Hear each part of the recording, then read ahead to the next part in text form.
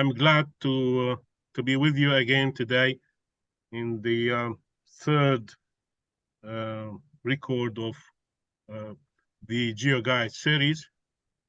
And with me today, thankfully, he accepted to join us today. Professor Rafie Al Suhily, Rafie Al Suhily in Arabic. Rafie is an old friend, and he's one of the distinguished professors in Iraq, and he's now in USA. He earned his BSc, MSc, and Ph.D. in water resources engineering from the University of Baghdad, College of Engineering, BSc in 1981, MSc in 1985, Ph.D. in 1997, all from the University of Baghdad. He was a professor in the University of Baghdad for many years. He served in the Department of Water Resources. He was also the manager of the computer center, director of the computer center of the College of Engineering for a long time. I think 5 years, 1998 to 2003. In fact, the CV in front of me, his resume is a very long one. I'm trying to pick up the important things that can define this professor for us. He progressed in his positions. He became the head of Department of Civil Engineering in 2006 until 2009, also in the University of Baghdad. Then he was chosen as the dean of the College of Engineering from 2009 to 2011. Then he moved to USA. He earned his postdoctorate from the City College of New York in 2014. He became an adjunct professor and is still continuing in his position in the same college, and he's also continuing in funded research works. Dr.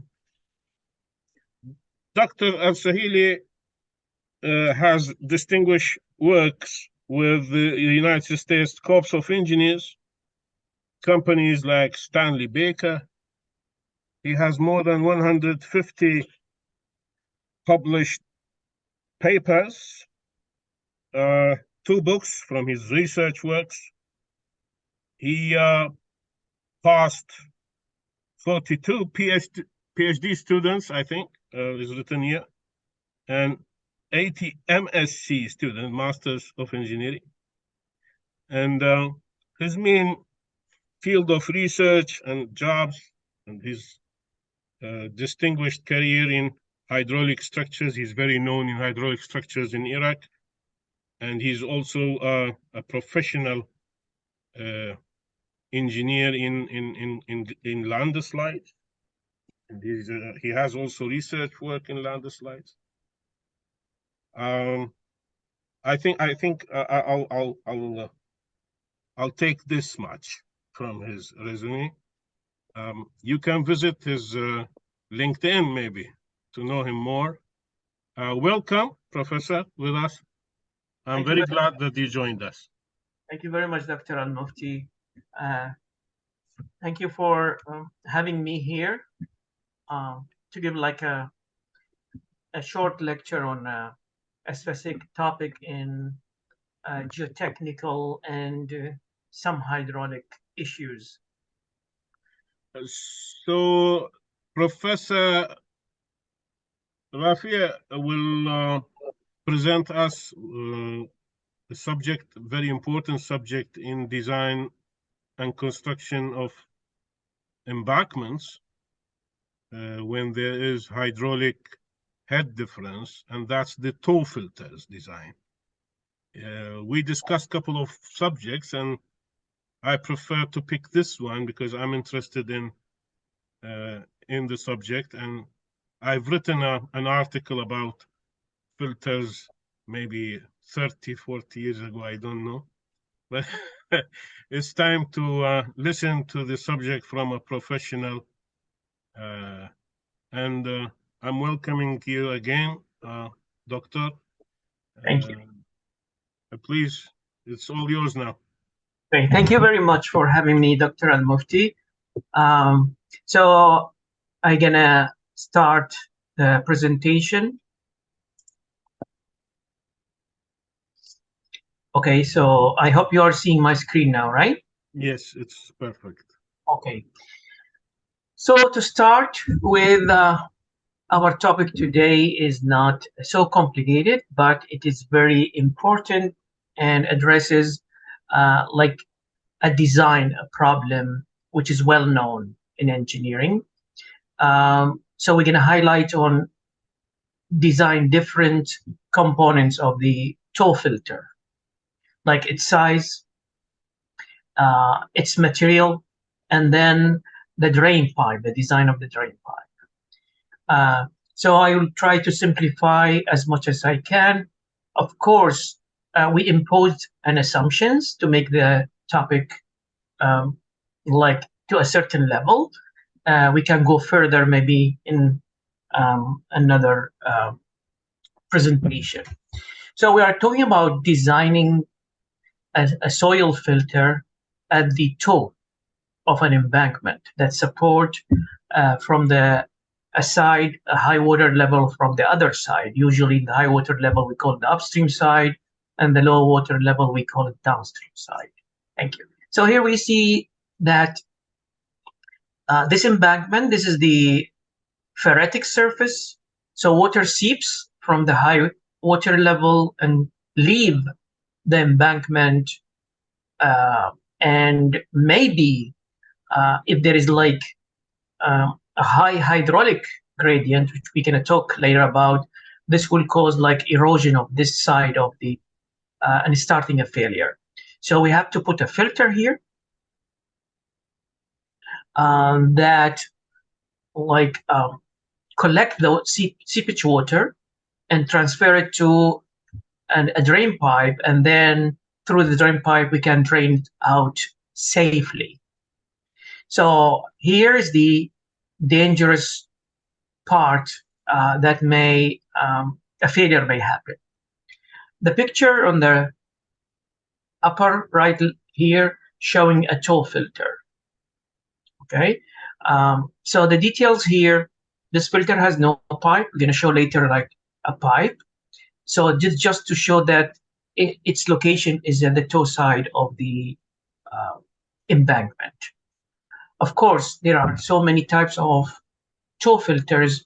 There are other types of filter, but again, today we are focusing on the tow filters. Okay, so let me go to the next slide.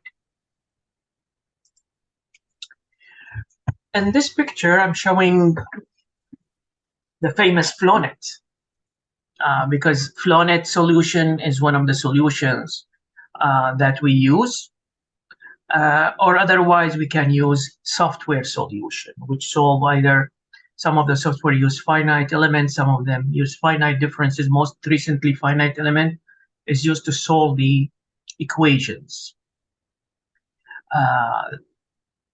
The flow seepage equations, which may change according to the assumptions. For example, if you assume homogeneous isotropic soil, then it's going to be steady state and going to be Laplace equation. But the FlowNet showing something conceptual. So here we have the two figures here showing one dam, the above one without filter and the other one with filter. So you see the difference here. I just wanted to show how the water will change its direction going to the filter and drain safely, while the upper figure is going to drain out from the downstream edge. And that let's explain very fast what's the meaning of a FlowNet. The FlowNet is is composed of flow channels, Yes, which is coming from the upstream to downstream, as you can see, as shown here with the dotted blue lines.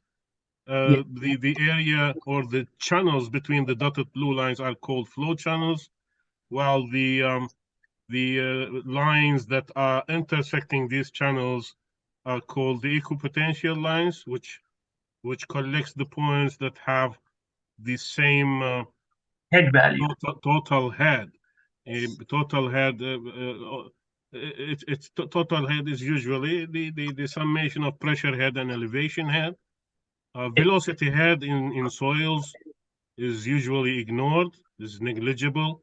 Right. So what you are showing here, changing from the first shape, which has a long flow channels that reaches the toe of the embankment, which may cause the erosion. So Right. what you're doing, you're collecting the flow channels to end with some point inside the embankment Exactly. that will not cause the erosion anymore, Exactly. and to collect the water at that point or at that position, you are using a filter or a drainage blanket as written there. My question is, do I really need always a pipe in the filter, or I can use the filter itself alone? Well, sometimes you can use the filter alone, Hmm. uh, but in this case, you should direct the filter away to an open place outside of the cross section of the embankment, and safely you can drain the water to a side ditch, maybe. So it depends on the what we have on the side of the filter beside the embankment. So it's not a must, but it depends on how the design can be accomplished. Exactly, exactly. Okay. And thank you for explaining about the flow lines. However, I intended to do it in another figure later, but it's okay. You can repeat it. Don't worry, All right, because this is a very important part of the exactly, analysis. As long as we're talking about the seepage flow exactly. So analysis. Yeah. just to show here, so here we have one, two, three, four channels, and here we have one, two, three, four, five, six, seven, eight, nine. We call them drops in heads Exactly. Yeah. because I usually, think yeah, we can are they 9 or 10? one, 1, 2, 3, 4, five, 5, 6, 7, eight, 8, 9. I think 10. 10. You're Yeah. correct. Yeah. All right. So, any other question on the slide, or No, it's fine. Let's go. all right? Let's go ahead. Yeah. Sorry, yeah. Now, you know, in engineering, usually there are the analytical methods which provide us with like equations, so we can use them directly and easily in engineering. But in order to reach analytical methods, we should impose like some assumptions. In If we use softwares, we can like assume more reliable situation. For example, here I'm presenting the Dupuy solution for such a problem. As you see in the figure here, we have an embankment with height h, the upstream angle beta, and the downstream angle alpha, and the top width is b, and the ABC is the ferritic line, and L, we call it the seepage phase. Seepage phase, that means the phase that water flow out from the embankment body to the air. Uh, and the most dangerous case when we don't have downstream water level, like this example I'm presenting here. So, uh, in order to reach an analytical solution, he assumed Dupuy solution, which we're going to present here for this problem, assumed that we have homogeneous isotropic soil. That means the hydraulic conductivity, when we say homogeneous, is everywhere is the same. And an isotropic, that means there is no directional variation. The K horizontal is equal to the K vertical, which is far away from real. But however, we do this in engineering. We impose assumptions, and we, in order to reach like simplified methods, to use them for design, but that's why we use a factor of safety to have. Nowadays we have softwares like solving the equation of seepage using finite element. In this case, we can assume anisotropy, okay? Or we can also sometimes do some transformations to use the simplified methods even for an isotropic case, like this example here. In the top figure here, we see an embankment. All right.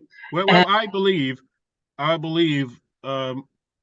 if we have homogeneous isotropic or even anisotropic but steady anisotropy in embankments, I think you can use the analytical or semi-analytical methods.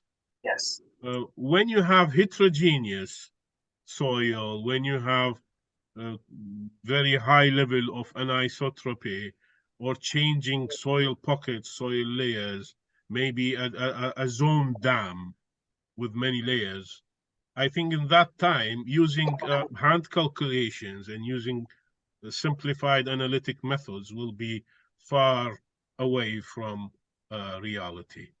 Yes. So that time is better to go to software solutions. In fact, in my company, we have a couple of very famous programs like Slide 2, RS2. These are having built-in finite element analysis for seepage through dams and embankments. But I like, of course, the original methods also when you have this homogeneity. Yes. So this is a homogeneous dam in front of me, but anisotropy is allowed. Yes, exactly. So it's homogeneous but anisotropic. The Kx is the horizontal hydraulic conductivity is different from the vertical. So in this case, in order to use analytical methods, we have two steps to do. First, we have to draw a transformed section. And this is developed from analytical, there is a derivation for this transformation that changes the anisotropic section into fictitious isotropic one. All right. And by either changing one of the dimensions. Here I am presenting this equation, which is changing the horizontal dimensions while keeping the vertical the same. Yeah, we usually prefer to change the horizontal. Exactly. And yeah, you know why, Doug? Yes. Okay. It's usually because to keep the heads, as in the original example, because if you change the vertical, you will suffer from changing the head values. Yes. While the heads, when you change horizontal dimensions, you will keep the heads as they are in the original example, original problem. Absolutely right. And also, in this case, we have to use the K equivalent, which is square root of Kx and Kz. And this K equivalent, of course, is different from layered soil. It's like the anisotropic soil hydraulic conductivity equivalent. So after you transform this, you can use the analytical, you can use Ke for K in the analytical methods. Now for softwares, I hope one day I'm going to use your software in your company, hopefully, because most of the research work is not considering the soil homogeneous nowadays. We consider it Yeah, non-homogeneous. of And course, it depends on the case. and Anyway, I mean for research work, uh, we try to go now reliable when we have softwares like yours. Okay. Any yeah. any questions so far? Now, I just want you to explain, if you can, if you don't mind. If I mean, Oh, of course. uh, in this case, which one was more, the coefficient of permeability, or as you are calling it, and the coefficient of hydraulic conductivity in the x direction, or the coefficient of hydraulic conductivity in the y direction, or z direction? You have x and z. Usually the X direction is more. If you pour water in a dry soil, you're gonna see like quickly it's gonna spread horizontally. If you dig with your finger a little bit, it would not go like vertically the same. So horizontal, usually the horizontal is more than the vertical. So you can see it's the new x dimension is the old x dimension multiplied by the square root of kz over k sub x. That means kz is less than k sub x. And Yes, that's why we see the horizontal dimension. For example, you are showing there 45 yes, meters. The 45 meters in the transformed section became 27 meters. 27 meters exactly. Exactly. Yeah. Okay, that's Yes, wonderful. sir. Yeah. So, usually when we go in details on this for students, we explain all of this, but you are here helping in explaining everything. So thank you. No, I'm afraid you mind, but No, I like to make it clear for the audience. Yeah. okay, I'm so happy. So go further in this Yeah, you detail. can take your time. Don't worry. It's fine. No problem.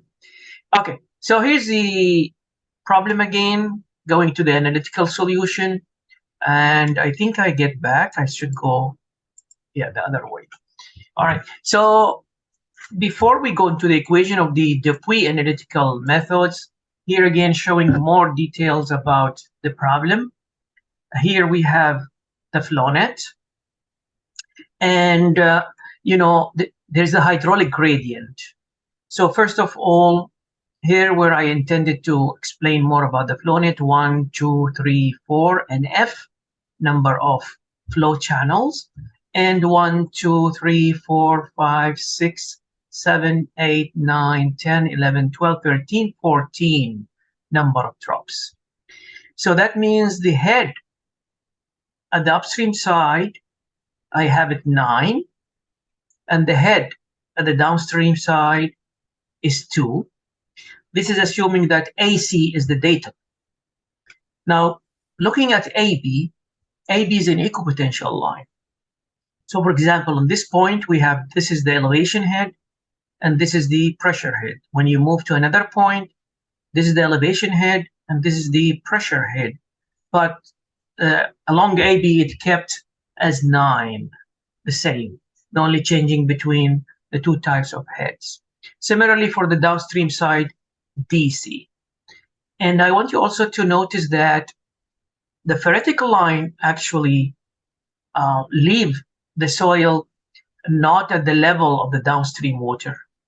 It's like an upper. Okay, that's what they observed practically and theoretically. Now here the number. Rafi, about this point, what if the dam is too wide? Well, when the dam is too wide, then ED point E approaches ED. So that part, the face will be Less. less. Yes, yes. And we're going to see this in the equation, like Oh, theoretical equation. just one more hint about the flow net. We are assuming here full drops and full flow channels, but Yeah, sometimes we cannot get a full flow channel, or right. maybe we cannot get a full drop in head. The idea is to have almost equal side lengths, or let's say center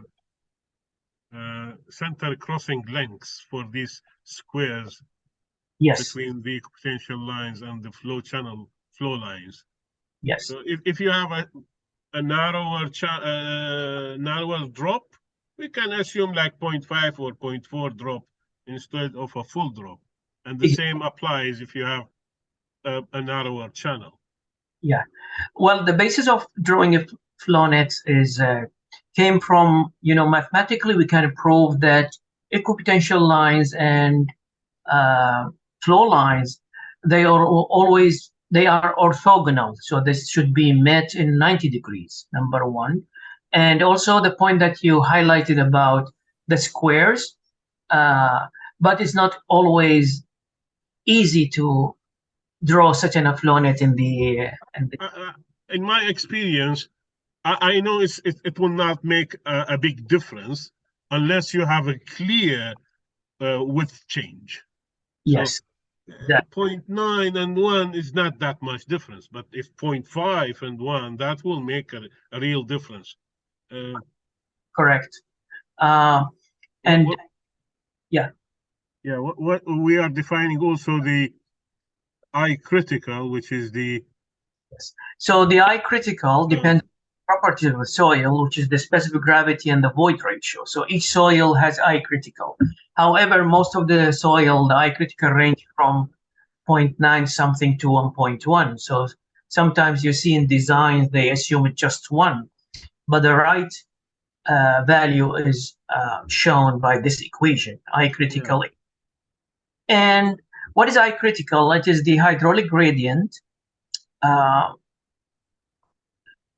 level at which, or value, if you have your real hydraulic gradient at the exit point higher than this I critical, then that means there will be piping, and that means there is erosion of soil. So yeah, well, we care about the hydraulic gradient when you have upward flow. Definitely. Mostly. Yes. The upward flow is more critical. And also in this equation, we are assuming that there is no additional surcharge filter weight above the soil.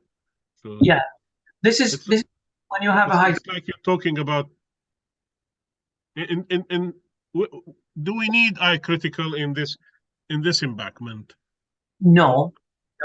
In this one, I don't think we need this one specifically because I don't have a flow underneath.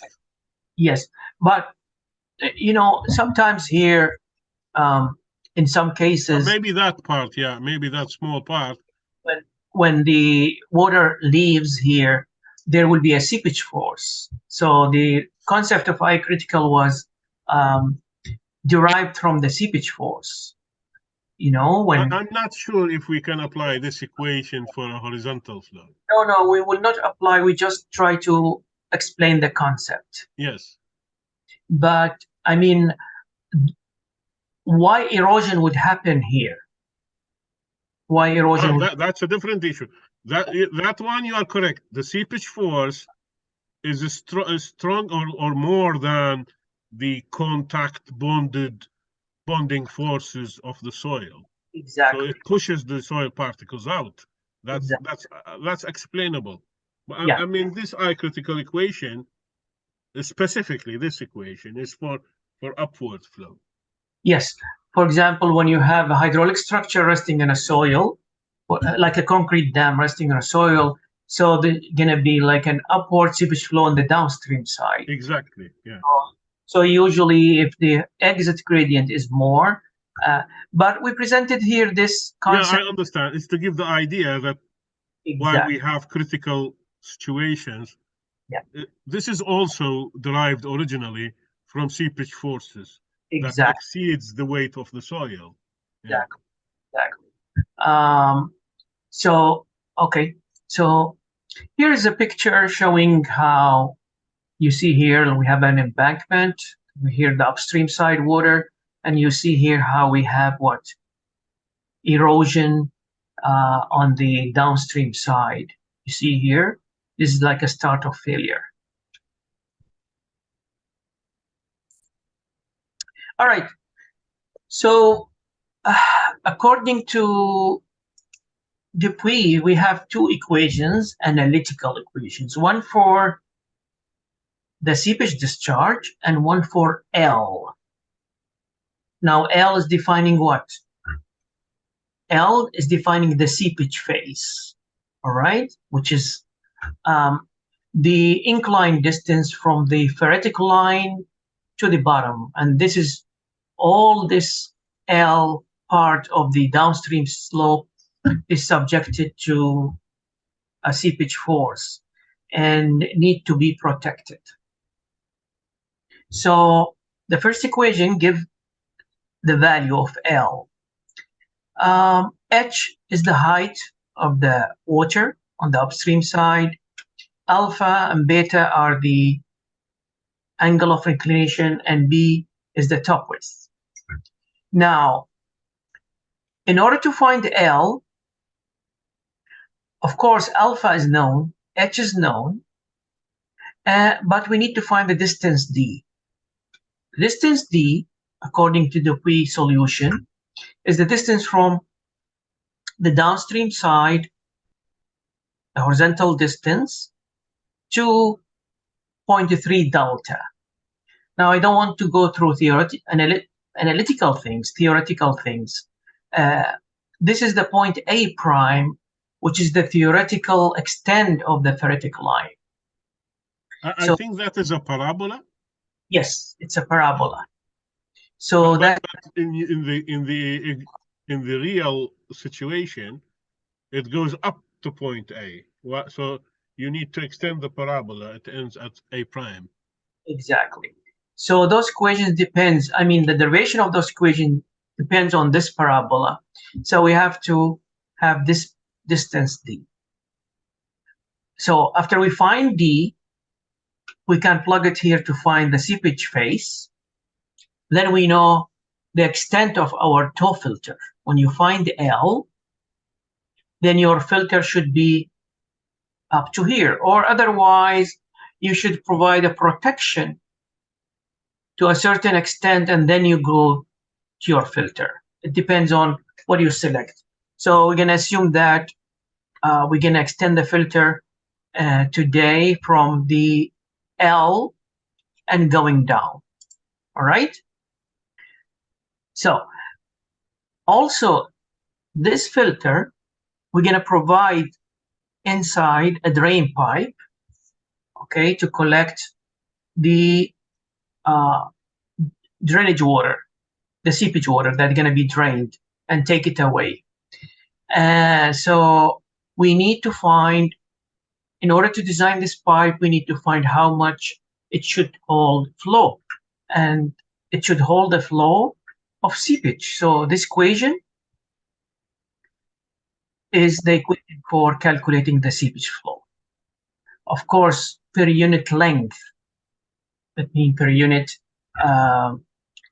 dimension perpendicular to the picture you are seeing here. So basically, we have two equations, one for L and one for Q.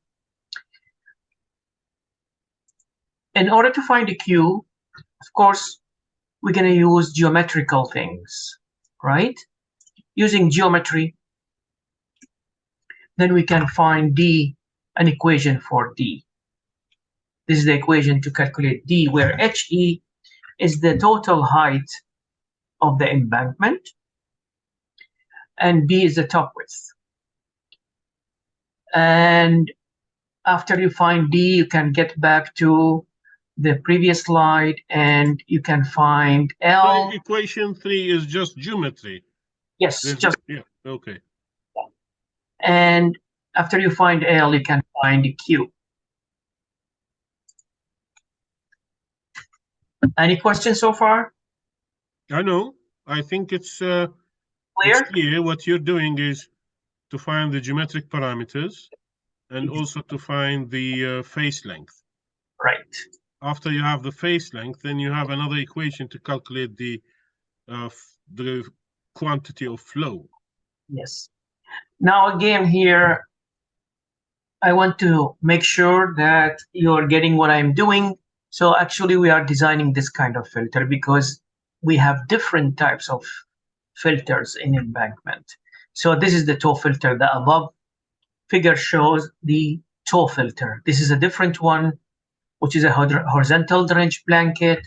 This is a different one, which is a horizontal with inclined part. So there are so many types, but according to the limited time we have for this presentation, we are presenting only this type of filter with a drain pipe inside. I just want to ask something. Yes, sir. You have shown that the face length L Yes. is used as the dimension for the filter. Yes, this is like one option. You can use it as the dimension of the filter. Sometimes they do we can go down, right? Yes, you can go even below. I mean, we instead of using L, I can use a smaller filter size. Exactly. But in this case, you have to what? To protect. For example, if you decide to use this as a filter. I know this is not possible, but what can make sure that your up the phreatic line, which is the upper flow line we have, it Yes. will go. For example, here it's going to around the middle of the filter. Yes. No, in the first one at the top. Yes, exactly. So when you provide a filter, it's gonna automatically the phreatic line will go lower. Okay. Yeah, I'm not sure why we should apply a full face length for the filter size. Why Yes, we can't compress it a little bit away? we can do that, but especially when L value is not that big, to be on the safe side, because you never know how much the filter will move the phreatic line down. So the safe thing is to have the full L covered as a filter. Definitely, if you apply a filter, uh, going to the theoretical basis, look, this equation is derived without an existing or filter, right? Yeah. So definitely when you put a filter anywhere, this will affect the location of the phreatic line, correct? Yes. But there is no, in this case, we should go back to the, flow net or a numerical solution, assuming like two materials we have, like the filter material has different K value and the dam embankment has another K value, and we use finite element to show where is the phreatic line. By the way, in a free uh, surface, finite element is not easy task to do.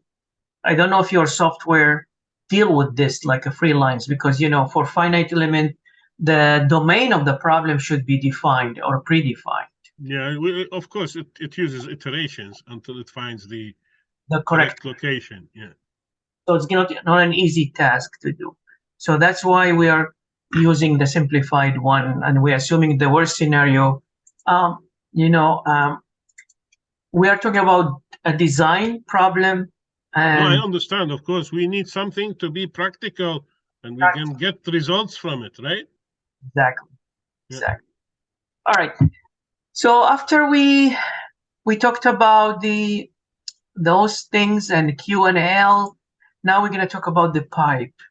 Usually, this is a picture showing the pipes that used as a drain pipe. It's either perforated, as you see in the left figure. So it's not perforated all around. It's perforated from the top part. The top half of the pipe is perforated to allow the seepage water, while the bottom half will kept solid, and it is used as the capacity area for the pipe to hold the seepage flow and transfer it. You mean if the pipe is fully perforated, then it won't work because it will be part of the soil. Exactly. Okay. Exactly. Okay. Uh, Similarly, sometimes I never thought of it before, but it looks like it makes sense, right? yes, Because if it's fully perforated, the water will flow in from the top and holes, and go out from the bottom from the bottom holes. Exactly. I didn't think about this before. All Yeah. right. So similarly, sometimes we use um, like a different, not perforated pipe. It's like um, a slotted pipe, and also the slotting is also only on the top half of the pipe, so that allow the seepage water to go inside, and the bottom half is kept solid, so can transfer the water as an open channel. Any question about those or clear? No, clear, clear. Good. So you got the face length to find out the location and dimensions so that you can force the flow line to go into the phreatic line to go into the filter. And Exactly. now you want to know what size of pipe you want to use. So Yes. that's why you calculated Q. So the Exactly. two parameters L and Q, one is for geometrical design of the filter, and the second will be for the flow through the pipes. Exactly. Exactly. How about the material, Doctor? We will talk about the material of the filter. Exactly. We're going to talk about the material. Actually, Okay. there are three basic parts of designing the filter: the geometry, as we talked about.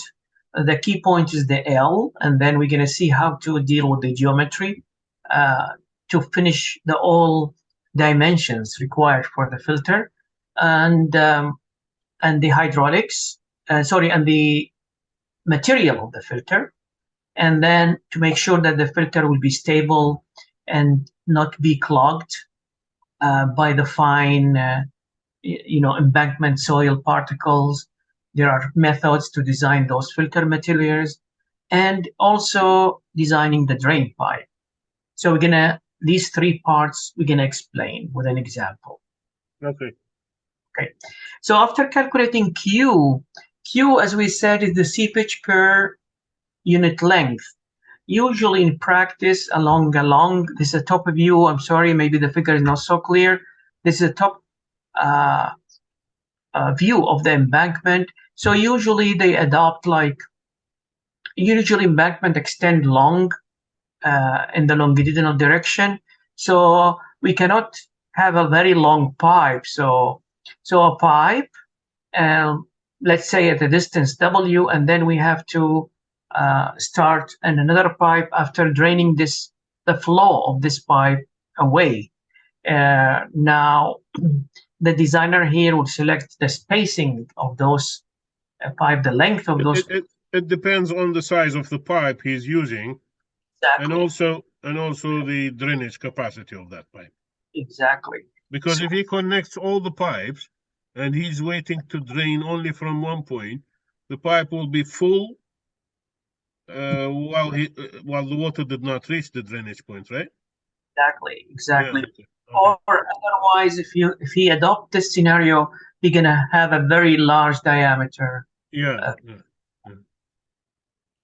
okay, so now we're gonna go. One more. Yeah. Now coming to the dimensions of the filter. Hmm. The most important point, as we said before, is the L. And when you have L and you have the angle of the downstream side of the filter, then you can find the vertical height H.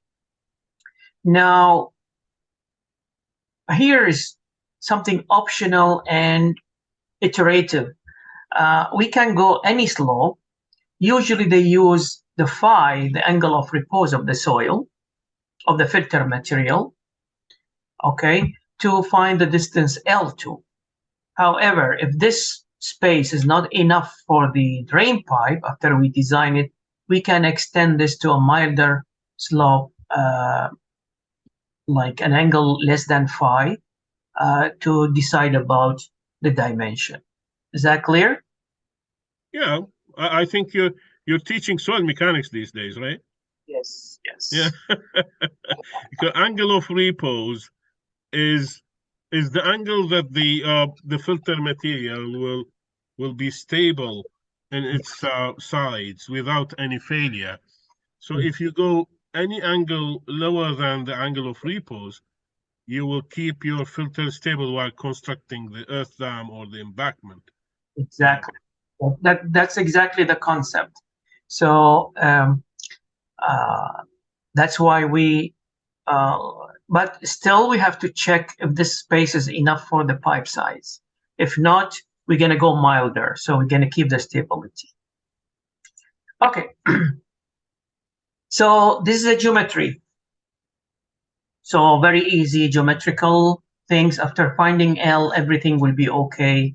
Do you know, Dr. Suhily, do you know how to decide alpha? Yes, it depends on the angle of repose of the soil of the embankment. Something is related to the slope stability. Yes, yes, yes. Okay.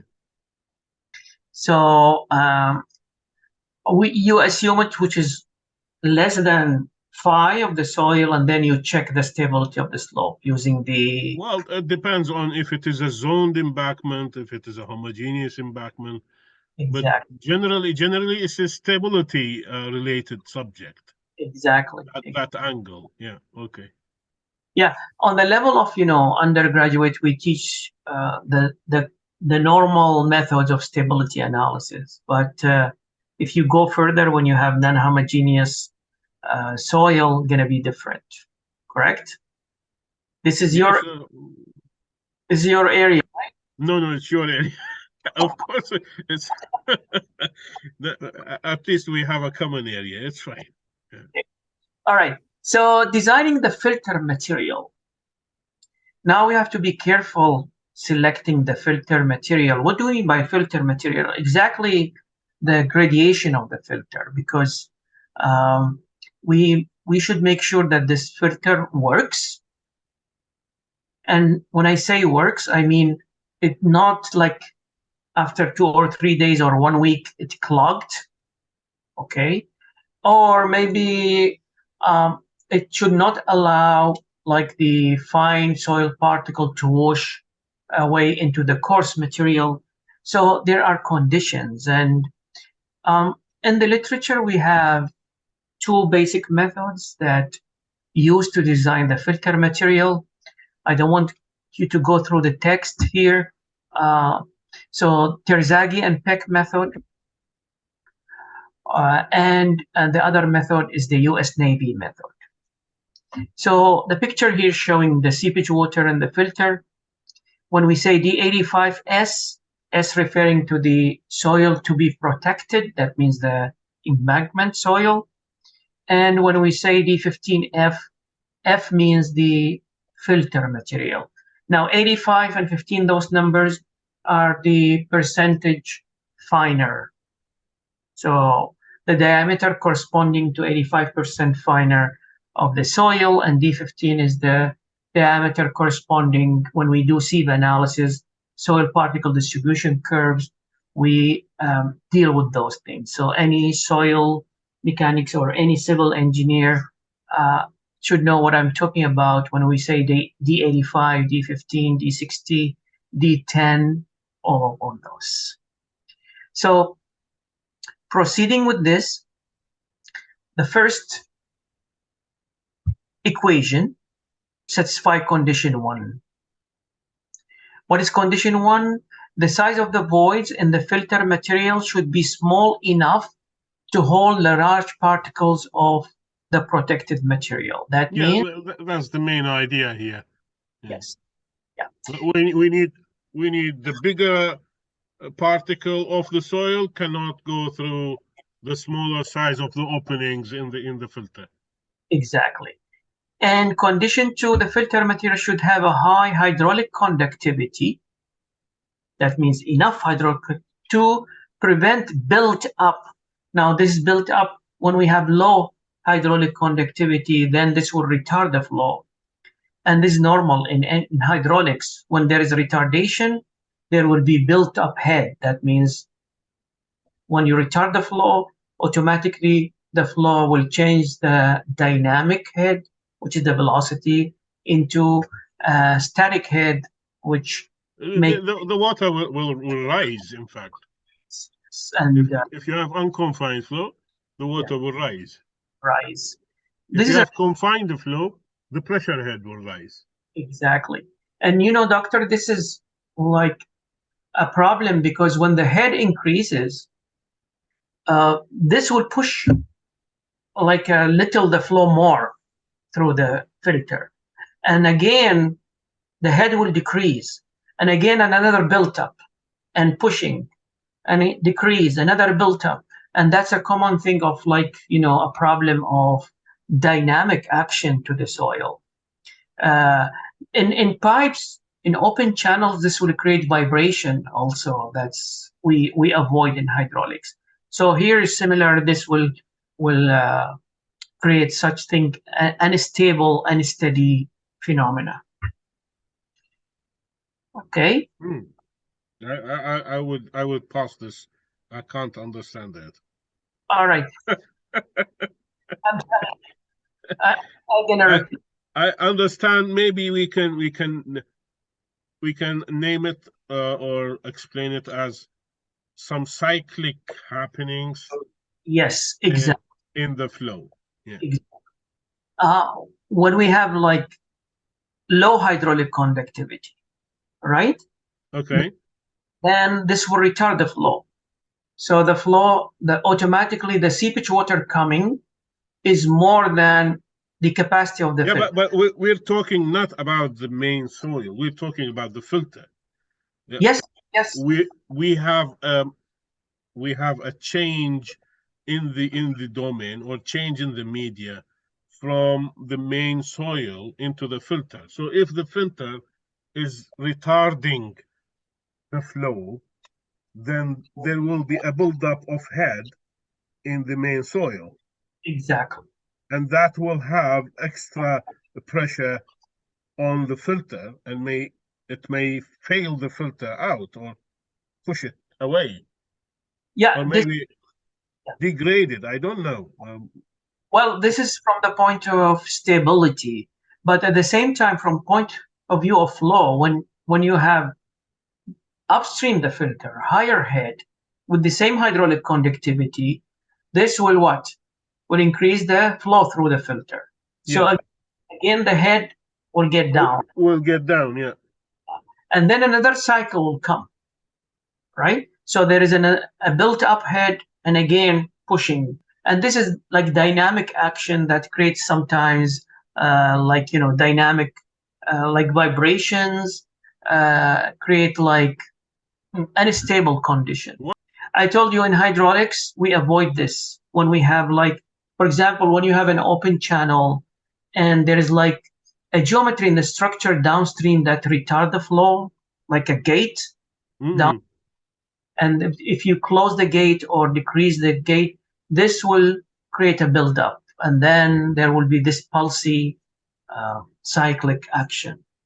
Yeah, the gate will get opened when there's a rise in the pressure head. Then when it is open, the pressure head will fall, and it will get closed, and the buildup will start again. Something like that. Yeah. When you close it, like reduce the opening, automatically the head will build up. Now I understand more, because when you explained it as a gate and the flow, it makes sense, because the gate will open at, if we assume this is the gate and this is the water, so the water will get up, pushes the gate, and water will go down. Then when water goes down, the gate will close again the flow channel. So exactly. The process will get repeated. Yeah, and even if the gate is restrained, for the same area, opening area, the velocity is square root 2gh. So it depends on the head. So for the same opening, you're gonna get higher velocity, and you're gonna get what? Higher flow rate, which again. So, and in soil here in the filter, Q is equal KIA. So, and the I, when you have DH by DL higher, the hydraulic gradient, when you have high head at the upstream. It So will this increase the velocity, yeah. So these are the two major points that we need to think about when we have to design the filter material. The first one is the size of voids that should be big enough for the flow and the same time small enough to prevent the soil from flowing or washing away. exactly. And the hydraulic conductivity of the filter should be high enough not to prevent or build up a pressure head inside the soil. Exactly. And this is a Okay, Terzaghi and Peck method. Okay, so because D15 filter over D85 soil less than 4 to 5, yes, and D15 filter divided by D15 soil greater than 4 to 5. Yeah. exactly. Okay. So okay, in order to achieve that, um, you know, they presented the following method. So, for example, curve A here showing the soil particle distribution curve for the soil to be protected, which means for us now it's the embankment soil. So you go like back by 5d15s. This is for condition 2. If you remember the equation, Yes. and you go back like 5d85s, which is for condition 1, and then you draw curve B, which should be parallel to this curve, passing through those 2 points. Okay. Now, if you draw a vertical line from this point and extend this horizontal line, you're gonna get this point, and then you can draw curve C, which follow the same shape of the two curves and passing through this point. Then we create the envelope, curve C and B. So Now, any curve between these two will work. yes, any soil particle distribution curve of the filter material, if it's follow within the envelope, it's gonna work as the required material for the filter. That's how we design the gradation curve of the filter material. According to this method. Any questions, sir? Oh no, I'm fine. All right.